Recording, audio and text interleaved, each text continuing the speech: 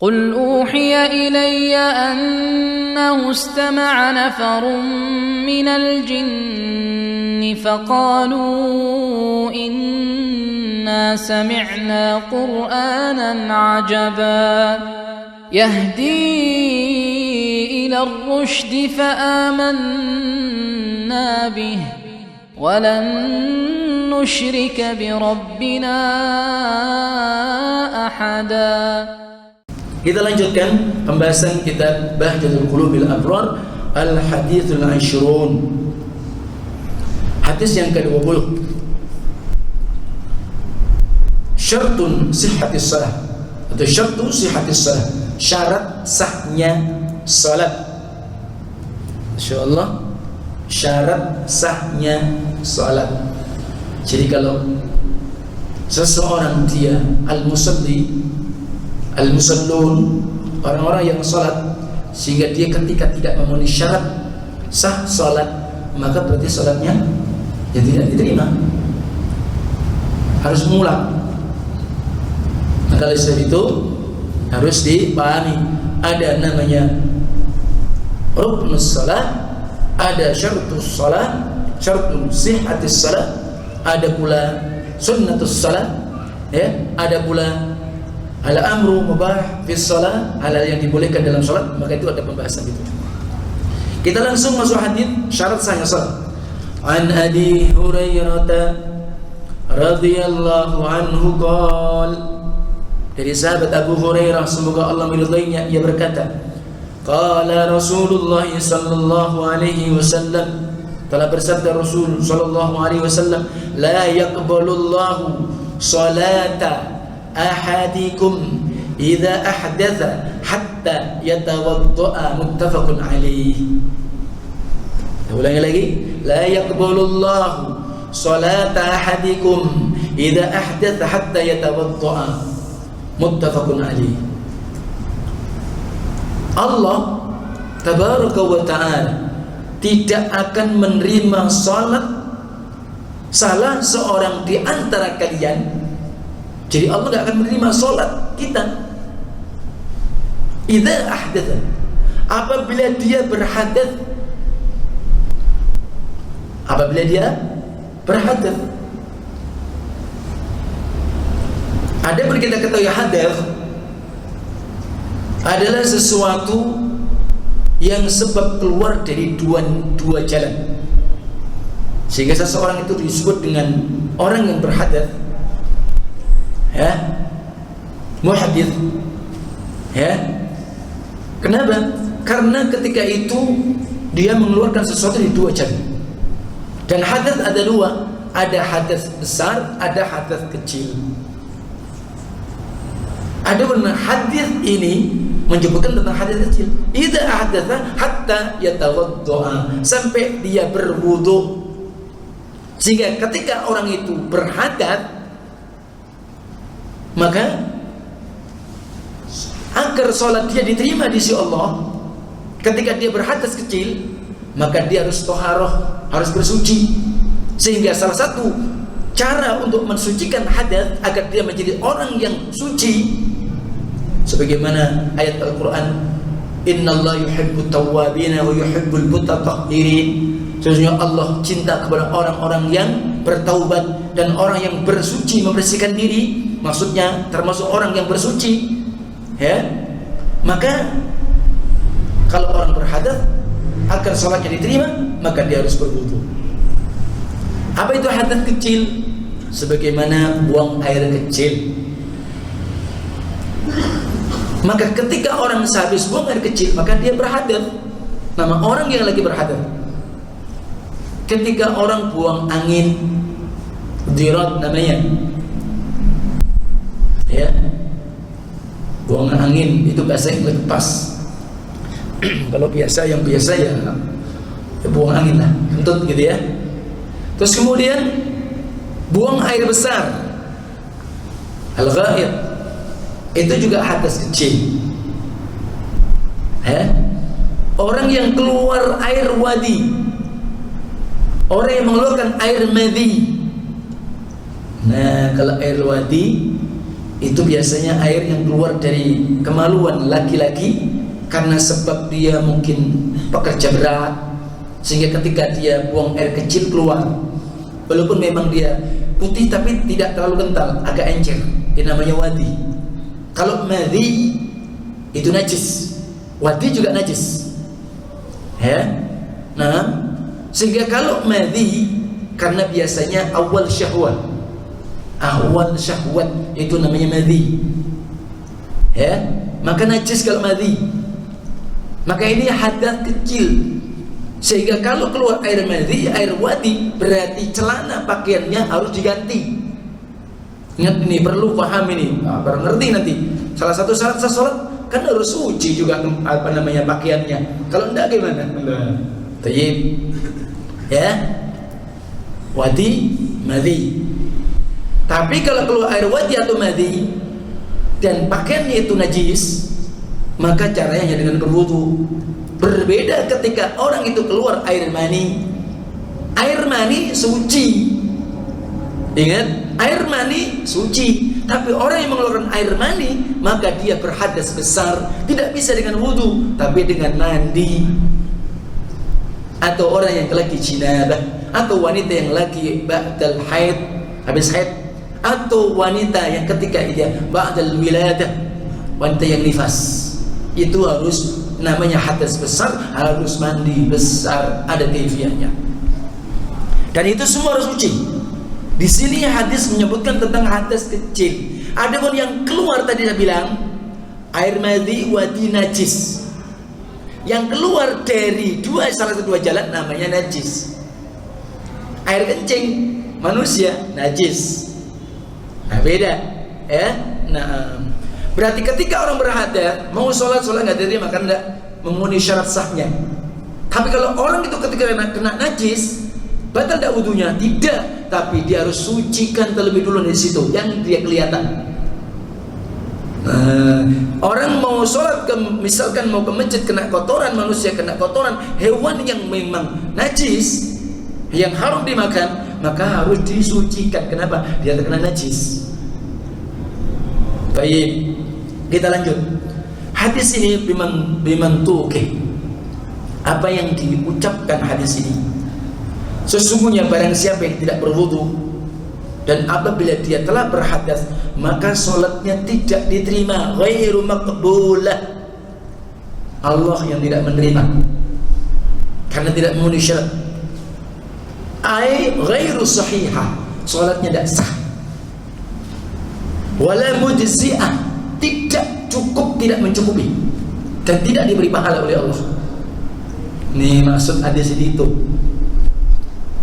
Adapun faham hadis itu, sesungguhnya barang siapa yang berwudu, qubilat salatuh, diterimalah salatnya.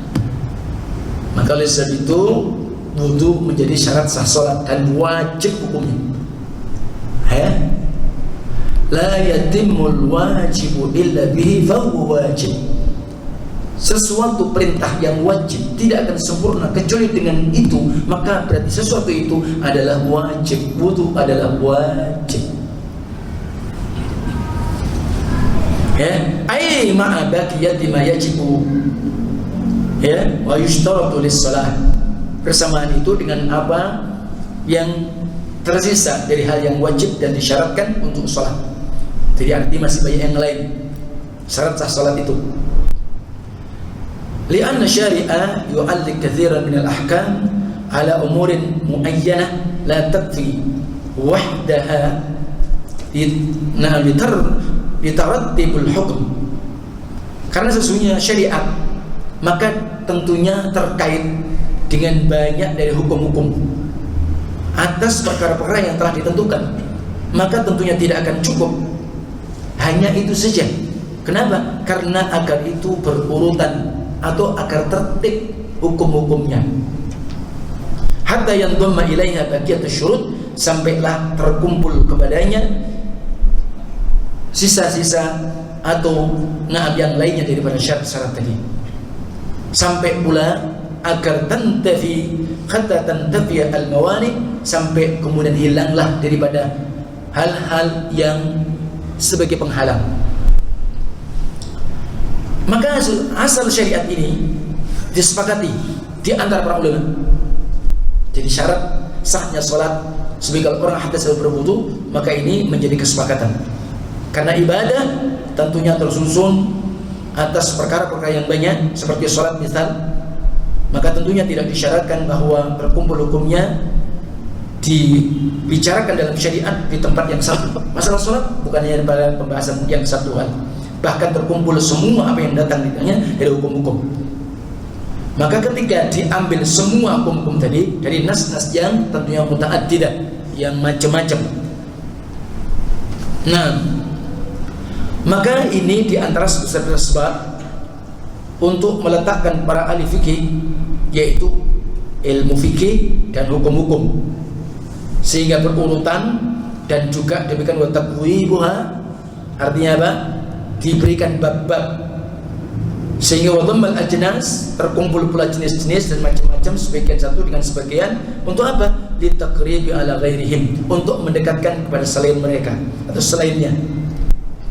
Falam fi dzalikal yad al-bayda, maka bagi mereka para ulama tentu dengan perkara itu di tangan mereka yang bagus, artinya karya, maka fajazahumullahu an islami wal muslimin khairul jazaa, maka semoga Allah membalasi mereka para ulama yang terus menulis kitab mereka ya dengan sebab keislaman, dan kaum tentunya bagi kaum muslimin sebagai balasan. Maka asal ini sepantasnya untuk diungkap di dalam semua topik pembahasan.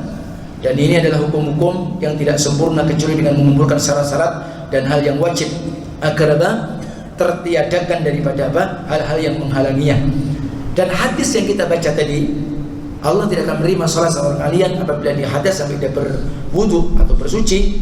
Ini hadis terkandung semua pembatal-pembatal wudu. Kita harus tahu pembatal-pembatal wudu. Ya, kalau orang yang berwudu namanya orang yang mutawaddi, orang yang berdoa telah berwudu. Wudu sebuah perbuatan. Adapun sarana yang dipakai namanya wudu, ya, berupa air. Iya. Jadi ini masuk pembatal wudu. Fayadkhulu fi al-kharij min as-sabilain. Maka itu yang keluar dari dua jalan, jalan depan, belakang. Paham ya? Nah, termasuk pula pembatal itu tidur. Tidur itu pembatal wudu. Tidur yang mana memang terjadi khilaf. Tidur yang berbaring, tidur yang berbaring sampai mendengkur. Kalau orang tidur itu yang tidur lelap, ya, itu namanya membatalkan wudu. Kenapa? Karena an-naumu akhul maut. Orang yang tidur itu saudara kematian. Nah, kalau tidurnya seperti itu posisinya, batal wudunya. Tapi kalau mungkin duduk masih ya agak cekluk begitu, maka tidak membatalkan dalam perkara itu. Misalkan saja ketika sholat Jumat, kan, kita susah untuk nahan ngantuk. Nah, posisi seperti itu tidak, ya, nahan. Kemudian apa? Hal-hal yang keluar dari sesuatu yang buruk min baqiyatil badan, ya tentu dari sisa badan. Idza kana najasan, kalau itu sesuatu yang najis, ya batal. Buang air kecil dan yang lainnya, ya. Nah, termasuk makan daging onta, ya. Kemudian menyentuh wanita li syahwah. Kalau menyentuh wanita karena syahwat, batal. Otomatis apa? Keluar nanti, kan? Kalau sekedar sentuhan tidak membatalkan wudu, ya. Nah, kemudian walamsul faraj bil yad, menyentuh kemaluan walaupun ada khilaf, tapi pendapat terkuat batal. Walaupun ada hadis yang menyebutkan bahwa bukankah bahwa kemaluan itu adalah anggota tubuh kalian, ya. Tapi hadis ini diperdebatkan para ulama. Adapun yang insyaallah yang al-rajih bahwa menyentuh kemaluan adalah membatalkan wudu. Dan ada beberapa sebagian yang terjadi khilaf. Ya, maka semua orang yang menjumpai dari sesuatu tadi, dari pembatal-pembatal tidak sah sholatnya sampai dia berwudu dengan wudu yang syar'i, dan dia membasuh anggota-anggota nas yang disebutkan tentang bagaimana kaifiyah wudu seperti dalam surah Al-Maidah. Nanti kita akan baca insyaallah. Jadi tentang apa? Kaifiyah wudu. Ya. Disertai hatta yatawaddaa, kemudian disertai apa? Ma'a tertib. Wudunya harus tertib. Tidak boleh dibolak-balik. Kalau yang nomor 1 ya diletakkan pada nomor 1. Tidak boleh nomor 1 pada nomor 3, nomor 4 begitu. Tidak boleh. Makanya belajar wudu juga perlu. Ya. Nanti insya Allah kita akan baca ayatnya. Wal muwalah. Muwalah ini berlangsung. Tidak ada waktu jeda yang terlalu lama. Paham? Misalkan habis cuci muka sambil jalan-jalan kemana gitu, aku ngambil apa, terlalu lama jaraknya, tidak boleh. Ya, nah jadi seperti itu. Kemudian, yatahhar biturab, atau pula dia bisa saja bersuci dengan debu, ya, yang memang itu pengganti. Badrul ma sebagai pengganti namanya tayammum. Ketika ada uzur, dia tidak bisa menggunakan air, mungkin karena tidak ada air, atau karena memang keterbatasan persediaan air. Karena nggak ada, kalau pakai wudu, pakai mandi berat nanti, nggak bisa masak, misal nggak ada air minum, nah itu termasuk. Atau karena wa imma li khawfi, karena adanya rasa takut, ya, bistimalihi ad-darar. Jika dia gunakan berwudu tetap dengan air, maka dia akan memadaratkan. Misalkan karena luka habis operasi, atau mungkin luka dokter mengatakan jangan Pak untuk kena air karena diperban. Kalau diperban maka bisa hanya mengusap saja yang di atasnya. Nih saya cerita, jangan meremehkan loh Pak. Kadang-kadang kita enak tidak enak. Saya pernah nih, saya pribadi waktu itu pernah operasi, ada kutil kecil. Ternyata operasinya lumayan. Ternyata akar di dalam. Menurut saya kecil operasi waktu itu di masjid di bawah masjid Andur sini. Karena kebetulan ada dokter waktu itu di sini. Kemudian dia ambil spesialis, balik ke Lombok. Saya keluh, ini loh dok, anak ini. Oh iya, besok tak operasi. Karena dia memang spesialis sudah. Tak pikir kecil, ternyata operasi sudah. Dia bilang 3-4 hari jangan kena air sampai seminggu. Nah kemudian saya ke Jawa, ada acara. Sudah sepekan kok masih belum sembuh. Anak tidak enak ya, perasaan tidak enak lagi Pak. Masya Allah, anak cuci, pokoknya wudhu ini, mandi dan ini, subhanallah, tidak sembuh-sembuh Pak. Ternyata air itu juga mengandung sesuatu yang menyebabkan kita lama untuk sembuh. Nah di situ sebenarnya masih boleh untuk tayammum atau dengan cara mengusap di atasnya. Nah jadi seperti itu. Tayyib. Wa fi hadha dalilun ala annahu law shalla nasiyan aw jahilan hadathahu fa alayhi al-i'adah li umum al-hadith. Dalam hadis ini sebagai dalil, seandainya orang itu sholat, dia lupa tidak wudu, tadi sholat tapi lupa tidak wudu, atau jahil tidak tahu wudu, maka wajib dia harus mengulang. Beda kalau orang ragu sudah wudu belum wudu. Ingat, kalau orang itu ragu sudah wudu, aku sudah wudu belum, tapi sudah wudu tadi ya, yang dibenarkan mana? Wudu. Tapi kalau dia ragu belum wudu, ragu sudah wudu, yang kalah mana? Ya belum wudu. Bisa dipahami ya? Kenapa? Asyakku, ya, yuzal al-yaqinu yuzalu lisyakki, karena sesuatu yang yakin menghilangkan sesuatu yang ragu. Sudah wudu, ragu belum wudu, ya wudu hukumnya. Ya, belum wudu tapi ragu sudah wudu, berarti belum wudu. Jadi seperti itu. Nah, orang lupa sholat belum wudu, atau sama sholat belum mandi besar, sholatnya tidak sah, harus ngulang. Bisa dipahami? Nah, nih, atau karena jahil. Karena umum hadis ini, bahwa muttafaq alaih, dan ini disepakati para ulama. Wa in kana muthaban ala fi'li surat as-salah, wa ma fiha min al-ibadat. Walaupun mungkin dia diberikan pahala dengan perbuatan gambaran salat dia atau ibadah yang lain, tetapi dia harus mengulang. Kenapa? Li bra'i dhimmatih. Karena belum terbebas dari kewajiban dia. Kenapa? Syarat sah salat harus berwudu, harus suci, hadas besar, hadas kecil, najis. Ya, Beda dengan orang yang dia itu bersuci, ya, sudah suci, lupa kalau di badannya dipakainya ada najis. Nah, beda. Ingat, orang tadi sudah wudu, orang itu sudah bersuci, tapi ketika dia sholat lupa kalau di badannya, kalau misal di bajunya ada najis. Tadi sebagaimana dia padahal keluar air wadi atau air madi, lupa. Ini dibedakan ya. Berarti kan najis tadi, sesuatu yang najis. Ini gimana? Maka seperti itu posisinya la i'adatun alaih ala sahih. Tidak perlu mengulang.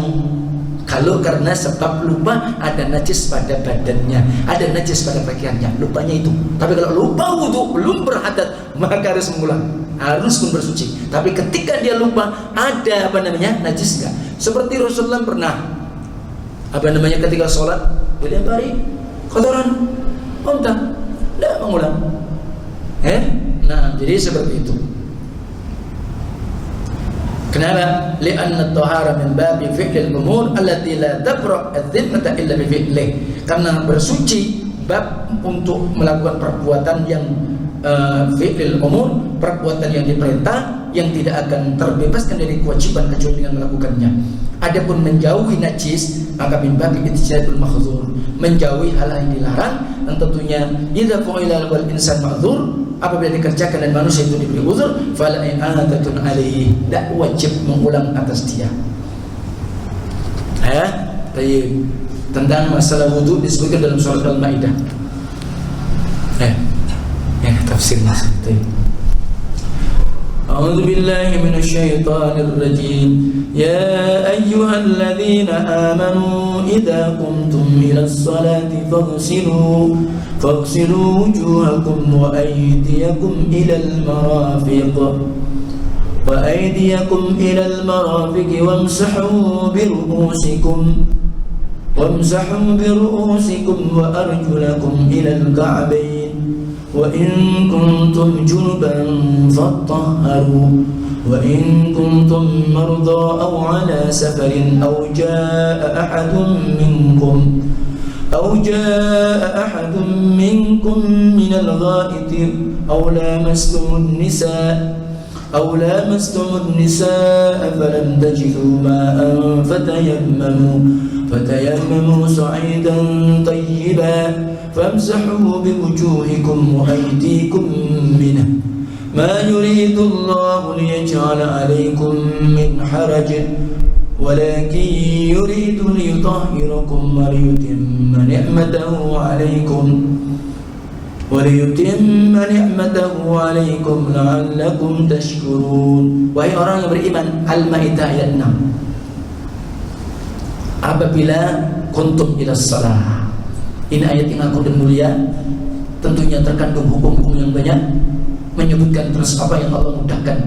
Salah satunya apa disebut di sini, hal-hal yang harus kita lakukan, kita amalkan, dan itu tentunya mereka bagi orang yang wajib keimanannya, tidak akan sempurna kecuali dengannya. Artinya kalau hanya cukup iman, tidak menjalankan apa yang diperintahkan Allah, tidak sempurna iman dia. Maka ya ayyuhalladzina amanu, Allah panggil dulu seruan dengan kalimat iman. Kemudian disebutkan di sini bahwa idza kuntum ila shalah, artinya apa? Ketika mau berdiri mau sholat, niat sholat. Idza kuntum ila shalah, tentunya di situ niatnya benar, dan kemudian untuk diperintah apa? Faghsilu wujuhakum, basuhlah wajah-wajah kalian. Ini hal yang disebutkan rukunnya wajah. Jadi disebutkan tentang rukunnya, tentang wajah. Jadi tentunya barakallahu fikum jami'an, bahwa disebut dengan wajah mulai dari tumbuh rambut, tumbuh rambut sampai sini, kemudian sampai dagu, bawahnya, berikutnya itu wajah namanya. Perintahnya apa? Faghsilu, maka dibasuh. Basuh itu berarti air mengalir, ada airnya mengalir, tidak mesti harus banyak. Itu rukun wudu. Tentunya di sana ada disebutkan dalam hadis, termasuk wajib wudu disebut dengan rukun anggota wudu. Wajah itu termasuk meliputi di sana adanya orang berkumur, ya, kemudian menghirup air ke hidung, namanya istinsyaq. Kemudian apa? Mengeluarkan air dari hidung, ya, al-istinthar, ya, itu termasuk wajah. Di samping sebelumnya tentunya niat basmalah, ya, kemudian itu membasuh kedua telapak tangan, baru kemudian apa? Rukunnya termasuk tadi saya sebutkan. Waghsilu wujuhakum. Kemudian apa? Wa aydiyakum ilal marafiq. Dan basuhlah pula tangan-tangan kalian. Tangan juga harus dibasuh sampai siku-siku. Nah, siku ini jelas, ya, karena lipatan-lipatan ini penting. Harus juga digosok. Biasanya kalau mungkin maaf agak badannya gemuk harus digosok. Kalau tidak nanti airnya nggak bisa masuk, tidak terkena dia. Ini perlu. Dan sehingga agak diangkat posisinya, bukannya dicelup-celup begitu ya. Biasanya kalau dijeding atau diangkat gitu. Kanan dulu sunnahnya, baru kiri. Tentunya 3 kali, wajibnya sekali jika sudah mencukupi. Berikutnya wamsahu biru'usikum, maka usaplah. Dan mengusap itu hanya sisa, tidak air mengalir. Biru'usikum, kepala-kepala kalian. Jadi kepala, jadi bukan hanya sebagian. Karena kaifiah yang disebutkan Nabi itu semua. Dari sini ya air dibasahi, kemudian dijalankan sampai ke tengkuk, balik lagi. Itu yang disebutkan, dicontohkan Rasulullah SAW. Jadi bukan hanya dikit ya, bukan, atau sebagian sini, bukan begitu wudunya. Yang namanya mengusap kepala,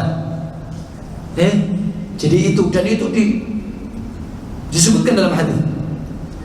Kemudian wa arjulakum ilal ka'bain, wa arjulakum la dibaca nasab, wa arjula la, bukan wa arjulikum. Kalau arjulikum wamsahu biru'usikum, orang-orang Syiah hanya ngusap kalau kaki. Ingat ayatnya, perintah kaki sampai kedua mata kaki dibasuh, kecuali kalau dia sebab apa? Mashul khuffain, mengusap karena pakai sepatu, 2 sepatu yang menutupi mata kaki, atau mashu jawrabain, jawrab, pakai jawrab, kaos kaki. Nah, itu beda. Nah, ini adalah hal-hal yang perlu dipahami.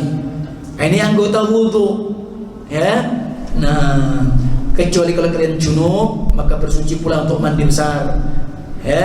Kalau kalian sakit atau safar, ya, karena buang air besar, atau menyentuh wanita sebab sahabat tadi tidak dijumpai air, maka tayamum dengan debu yang baik. Cara tayamum beda dengan wudu. Disebutkan di sini, famsahu biwujuhikum wa aydikum min. Caranya apa? Tepuk dulu. Ya, bisa saja dinding, bisa saja kaca mobil, kaca pesawat, bisa saja mungkin kursinya. Tepuk, tiup dulu. Ya, muka, ya, rata, baru kemudian apa? Yang kanan dulu. Nah, gini, punggungnya saja sampai seret, baru kiri. Sudah cukup. Jadi bukan sampai sini. Nah, ini tayamum, ilmu. Ingat, tepuk sekali, tiup sekali, tiup, baru muka. Ya, keliru yang kanan tadi ya, kanan dulu ya. Ya, gini. Karena saya ngeteping jadi agak kanan sebelah kiri. Gini, baik. Ya. Jadi itu ya, cukup. Sudah gitu. Kenapa ini udah untuk tiup tadi? Sudah baru. Ya, tentu bismillah iyalah di dalam. Tergantung, bismillah tetap ya. Kalaupun tidak menyebabkan sempurna, tapi bismillah tetap. Niat di dalam hati. Baik. Itu kaifiahnya. Baik. Ya. Mana tadi? Ayamum hilang masuk. Ya. Jadi itu tentang tayamum. Insyaallah dan tentunya dengan itu Allah ingin menjadikan atas kalian bukan satu keberatan, tapi menginginkan kesucian dan kemudahan keringanan oleh Allah untuk kalian. Dan Allah ingin menyempurnakan nikmat atas kalian agar kalian bersyukur. Kembali tentang wudu, dan itulah kaifiyah wudu. Saya ulangi lagi, sehingga niat di dalam hati, karena innamal a'malu binniyat, ya. Kemudian bismillah, kalau itu wudu yang afdol di luar kamar mandi, ya. Kamar mandi, ataupun kalau di kamar mandi bismillah di dalam hati. Habis itu cuci tangan, telapak tangan kanan kiri, kemudian baru ambil air dengan satu cipuan tangan, kemudian mulut dihirup, baru dibuang ke kiri 3 kali, baru kemudian apa? Muka, ya, 3 kali, kemudian apa? Tangan dari sini, ya, langsung 3 kali juga ada Bapak, langsung, ya. Habis itu dari sini langsung, ya, kembali langsung masuk telinga, baru karena telinga termasuk kepala itu. Baru kemudian apa? Cuci kaki kanan dulu, kiri. Baru kemudian itu selesai. Baik, itu insyaallah taala. Ada pertanyaan tadi? Mudah-mudahan bermanfaat hadis yang kita bacakan pada kesempatan malam hari ini. Barakallahu fikum jami'an.